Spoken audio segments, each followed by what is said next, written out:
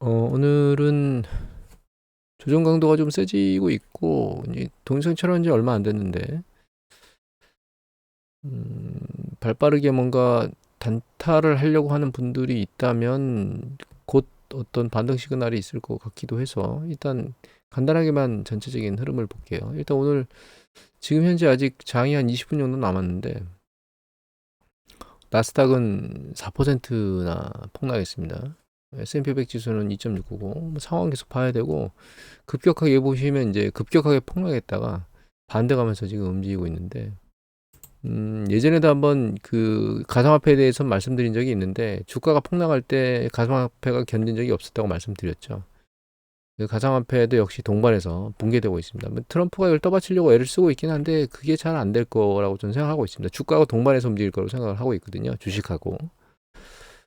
그리고 시총 상위 종목들 보면 뭐 테슬라, 애플, 뭐 마이크로소프트, 엔비디아 쭉 깨지고 있고, 테슬라 같은 경우는 이게 15% 넘게 빠지고 있어요. 그래서 테슬라 보면 지금 여기 위에 대선 작년 하반기 트럼프 대선에 들어오면서 트럼프 캠프 참여하면서 당선되면서 급등했다가 실제로 12월 17일 이후에는 추세적으로 계속 붕괴했습니다. 그래서 이게 지금 이 금액 라인이 결과적으로는 뭐 2023년도 뭐 정권 전뿐만 아니라 이 강도가 굉장히 세거든요. 그래서 아랫방향으로 계속 눌리고 있습니다. 지금 중장기적인 관점에서 놓고 보면 여러 가지 테슬라에 대한 이슈들이 존재하겠지만, 얘가 200달러가 깨진 상태로 밑으로 밀려 내려간다면 일단은 굉장히 오래 롱텀으로 들고 계시겠다는 사람들 같은 경우에는 테슬라를 매입할 수 있는 그런 어떤 생각을 한번 해봐야 되는 거 아닌가라는 생각을 하게 되고요. 그걸 단기적으로 생각을 하고 액션을 취하면 안 될 거라고 일단 생각을 하고요. 이미 이제 이 일이 터지기 전에 테슬라의 뭐 전반적인 성장성이나 이런 게 떨어진 것 때문에 테슬라가 밀고 올라가지 못했었기 때문에, 트럼프 행정부 들어오면서 액션했던 인거는 사실 그 트럼프라네. 그 테슬라의 그 이익 가치를 대변한 게 아니거든요. 그래서 다시 이제 과거로 회귀했고, 이 시기에 이제 향후에 중장기적으로 추세적으로 올라가는 걸 점진적으로 봐야 될 거라는 생각을 하고 있습니다.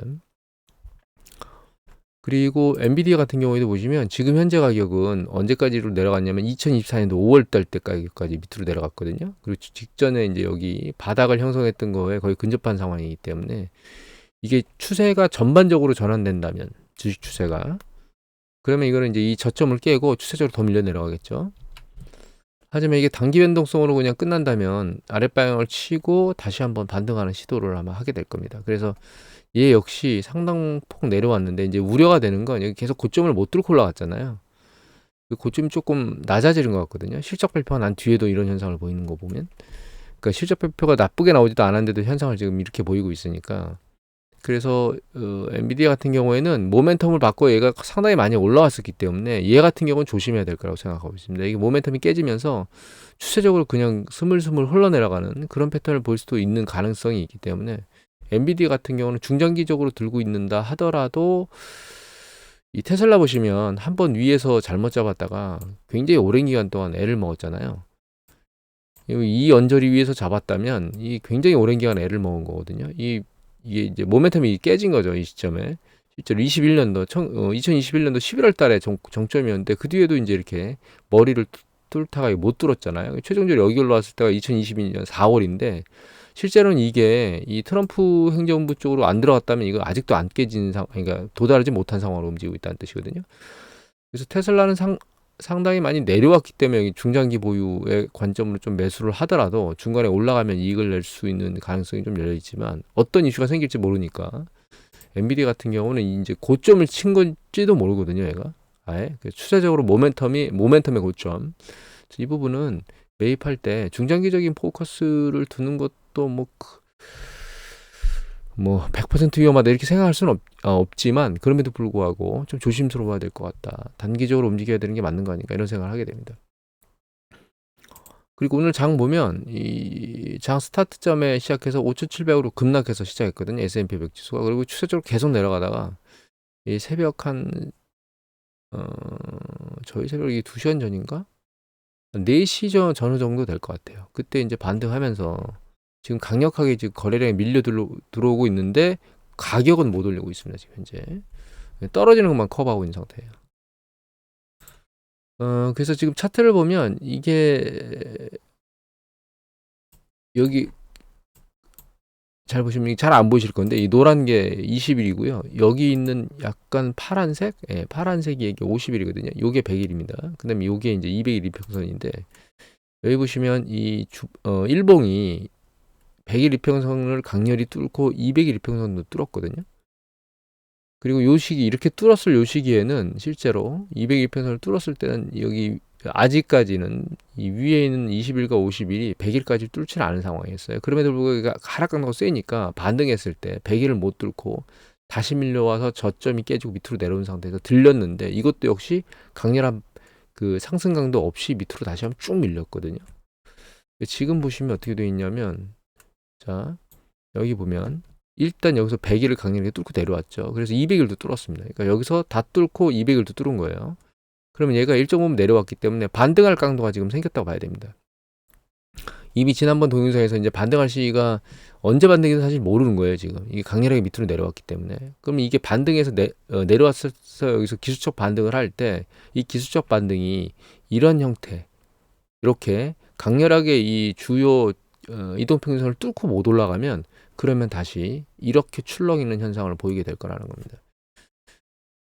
지금 트럼프가 사실은 행정명령들을 막 내리고 있잖아요. 관세 관련해서 이 오락가락 하는 현상도 있는데 저희가 봐야 될 주요 포인트는 사실은 그렇게 오락가락 하는 것도 중요하지만 물론 그게 이제 심리적으로 주식시장을 계속 밀어내리는 역할을 할 겁니다.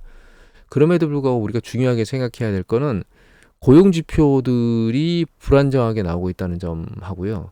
그 다음에 이제 1월 달에 리얼 리테일 세일하고 그 다음에 PC나 이런 것들, 리얼 PC 같은 것들이 꺾였었잖아요.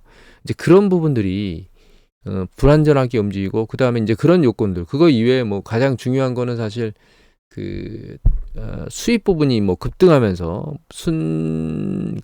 순수출 GDP에 미국에 그게 이제 급락하면서 그 GDP 나우가 마이너스 대로 1분기 성장률이 나왔잖아요. 그러니까 실제 경제 지표들이 약간 안 좋아지고 눌리고 있는 것들로 보이고 있기 때문에 이 움직이는 게 그냥 단순히 움직이는 거다. 그러니까 일시적으로 이렇게 단기 조정으로 추세를 다시 돌파하고 올라갈 거다라고 아니란 생각을 하면 안 된다고 저는 생각하고 있습니다. 경제 지표들이 좀 받쳐지고 있으면 괜찮은데 주요 경제 지표들 나오는 게 좀 안 좋거든요. 그리고 심리 지수들도 뭐 미시건이나 컨퍼런스 다 악화되는 과정이 나온 걸 보여드렸잖아요. 그래서 우리가 생각해야 될 건 이미 작년부터 계속 얘기를 드렸지만 2025년도는 이런 형태의 가능성이 열려 있다. 그래서 지금 일단 단기 매매 포인트로 본다면 일정 부분 들어온 것 같아요. 그런데 이 단기 매매 포인트를 갖는다 하더라도 제 생각에는 방망이를 짧게 잡고 하거나 아니면 이제 모니터링을 잘 하는 상황으로 가야 될 것 같고 이 뒤에 전반적인 시나리오가 어떻게 될 거냐라고 하는 부분은 오늘은 거론하지 않겠어요. 이렇게 부정적인 것만 있는 건 아니고요.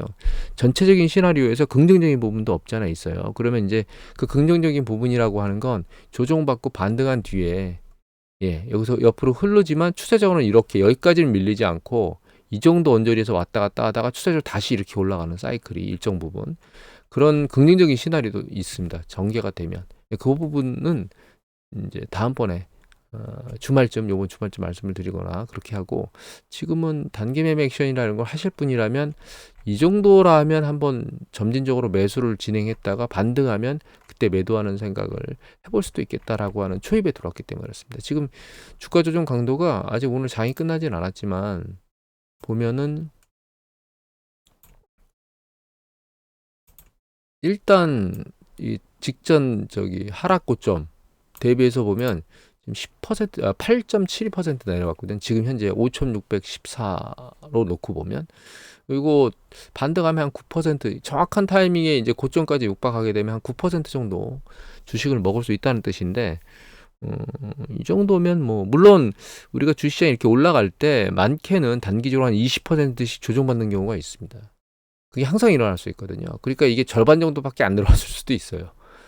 그럼에도 불구하고 거기까지 갈지 안 갈지는 모르고 일단 그렇게까지 생각해 보면 단기적으로 이제 사는 포지션을 점점 늘려가면서 떨어질 때마다 그렇게 대응하는 방법이 있고 그래서 이거는 중장기적인 투자를 하는 분 같은 경우에는 얘기를 이런 생각을 하실 필요는 없을 것 같고, 내가 단기적으로 뭔가 액션을 하겠다. 바닥을 지금 보고 싶다라고 하면 이제 바닥이 만들어질 수 있는 초입에 들어온 것 같다. 그래서 그 부분을 좀 감안하시라고 제가 들여다봤습니다. 그리고 이제 이미 말씀드렸듯이 이쪽에서 지금 일어나는 이런 현상들을 보면 시그널적으로 이게 추세가 이쪽으로 이렇게 흘러내려가니까 추세 전환 일정 부분 기간 동안 하는 쪽으로 지금 계속 강화되고 있는 것 같다, 이런 생각이 듭니다. 그리고 하나만 더 보면 이게 지금 주봉이거든요. 좀 전에 봤던 건 일봉입니다. 이건 일봉이고요. 이게 주봉인데 주봉이 여기 MSCD하고 RSI 두 개를 보면 일단 MSCD 같은 경우는 주봉상으로 놓고 보면 이게 아예 강도가 쭉 벌어지고 있는 상태이기 때문에 아직 이게 추세적으로 조정이 끝났다고 보기가 상당히 애매모호해요. 사실 좀 들리지도 않은 상태거든요. 그래서 살짝 여기 요 밑에 보면 이렇게 들렸죠, 바로. 근데 지금은 들리지도 않은 상태로 움직이기 때문에 하루하루 모니터링을 하면서 바닥이 만들어질지는 좀 봐야 될 것 같고요. 이 RSI 같은 경우는 1차적으로 한번 밀렸다가 조정받는 RSI 강도 정도까지는 일정 부분 내려와 있는 상태거든요. 주봉상으로 보면. 그래서 요번 주가 바닥을 치고 다시 한번 반등할 수 있는 그런 상황이 발생할 수 있겠다라는 생각은 하게 됩니다, 개인적으로는. 그리고 하나만 더 볼까요? 이게 좀 전에 봤던 일봉의 볼린저 밴드거든요. 볼린저 밴드가 지금 여기 굉장히 크게 빠져 있어요. 이거 50일 이평선으로 바꾼 겁니다. 중앙 라인이 50일 이평선이라고 생각하시면 되는데, 이전에 2022년도 조정받을 때도 이렇게 볼린저 밴드에서 아주 강렬하게 밑으로 밀린 다음에 다시 반등하는 게 보이잖아요. 지금 그 볼린저 밴드의 하락 강도가 굉장히 세요. 지금 현재 일어난 게. 그래서 이번 주에는 일단 일시적으로 바닥을 치고 여기 쭉 밀려 내려갔다가 여기 보시면 쭉 밀려 내려와서 여기 위아래로 공방을 치다가 반등을 쳤죠. 지금도 상황이 쭉 밀려 내려왔거든요. 지금 여기서. 그래서 이번 주에 조금 더 밀리거나 여기서 공방을 치다가 반등할 가능성이 높다고 보고 있습니다. 이 반등한 게 이제 이전에 있었던 것처럼 이 중앙 라인을 강렬하게 돌파하지 못하고, 예? 다시 한번 밀렸다가 다시 상황을 모니터링하는 뭐 이런 형태로 전개되지 않을까. 일단 전반부는 여기까지 갈지 안 갈지는 지금까지는 모르겠습니다. 향후에 이제 경제 지표들이 고용 지표나 소비 지표들이 이런 게 점점 안 좋은 형태로 나오면 역시 추세적으로 얘를 따라서 이렇게 움직일 거다라고 생각을 하고 있고, 그럼 여기서는 이 2022년도 거의 한 10월, 11월 한 11개월 정도 조정받았거든요. 약간 부족하게. 우리가 올해 일정 부분 이렇게 긴 시간 동안 조정받을 수 있는 상황이 열리게 될 거다. 그게 제 생각에는 여기 조정받고 반등했다가 그 기간에 나오는 고용 지표, 그다음에 그 소비 지표, 그다음에 GDP 나오 같은 1분기 실적 발표 부분 나오는 것들, 이런 것들, 그런 것들에 의해서 결정이 되지 않을까, 그런 생각을 하고 있습니다. 그래서 계속 누차 말씀드리지만 고용 지표하고 소비 지표를 계속 모니터링을 해야만 결과적으로 얘가 일정 부분에서 하락을 멈추고 헤매다가도 올라갈지 아니면 추세적으로 2022년도를 만들지는 봐야 될 것 같고요. 아직까지는 저는 2022년도 형태로 갈 거라고 생각을 하고 있습니다, 개인적으로. 물론 이제 좀 전에 말씀드렸던 긍정적인 시나리오도 있기 때문에 그 부분도 감안하고 우리가 생각을 해야 되겠지만, 그 부분은 이제 이번 주 후반부, 이번 주 장이 끝나고 한번 정리를 해서 말씀을 드리는 걸로 하도록 하겠습니다. 그럼 오늘은 이것을 마치도록 하겠습니다.